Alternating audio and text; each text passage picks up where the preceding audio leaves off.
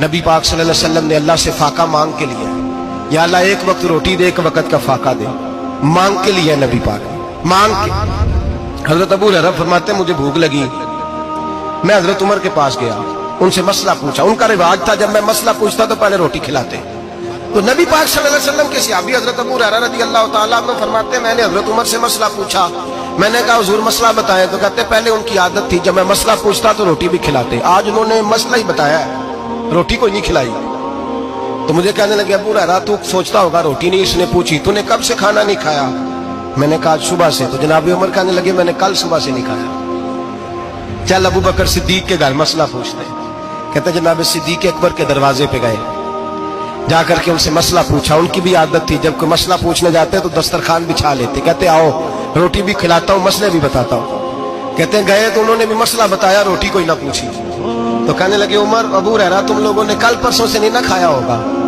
اور ابو بکر کو 4 دن گزر گئے ہیں، تھوڑا سا دودھ ملا ہے یا کھجور ملی ہے، روٹی کوئی نہیں ملی، چلو در رسول پہ چلتے ہیں، آؤ حضور کی بارگاہ۔ کہتے ہیں نبی پاک کی بارگاہ میں آئے، حضور نے چہرے دیکھے، کریم سے مسئلہ نہیں پوچھنا پڑا۔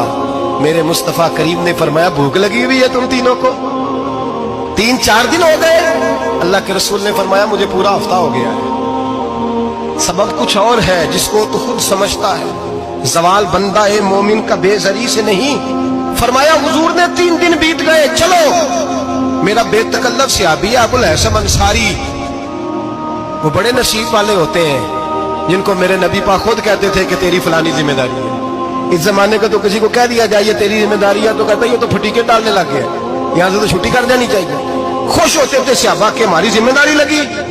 کہتے ہیں حضرت ابو الحسن انصاری کے گھر گئے، نبی پاک نے فرمایا بھوک بڑی لگی ہے کھانا لا۔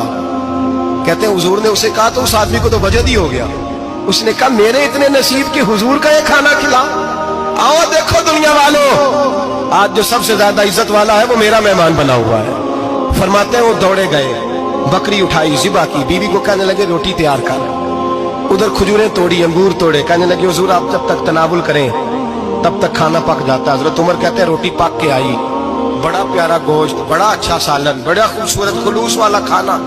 فرماتے ہیں میں نے بڑا ہی کھایا۔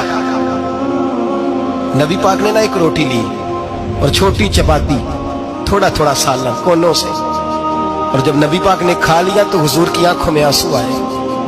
حضرت عمر کہنے لگے حضور روئے کیوں؟ نبی پاک نے فرمایا سوچتا ہوں 7 دن کے فاقے کے بعد کھایا ہے، پر ڈرتا ہوں رب اس کا حساب پوچھے گا تو جواب کیسے دینا ہے، اس کا حساب بھی تو دینا ہے نا جو کھایا ہے۔ تو حضرت عمر فاروق کے ہاتھ میں کچھ چیز تھی، زور سے زمین پہ ماری، کہا محبوبہ 7 دن کے بعد بھی روٹی کھائے تو حساب دینا ہے۔ نبی پاک فرمانے لگے عمر وہ مالک ہے نا، تو جب دیتا ہے تو حساب نہیں لے سکتا، حساب تو دینا ہے، حساب تو دینا ہے، تیاری رکھو۔ صحابہ کرام فرماتے ہیں ہم نے ارادہ کیا کہ آج کے بعد ہم پھر فاقے کریں گے، کم کھائیں اس لیے کہ حساب دینا ہے۔ میرے بھائی وہ فاقہ کشی کرتے تھے، ڈرتے تھے۔ یہاں تو لوگ کھا کے بیمار ہیں، کھاتے جا رہے ہیں، سوتے جا رہے ہیں، کھاتے جا رہے ہیں، سوتے جا رہے ہیں۔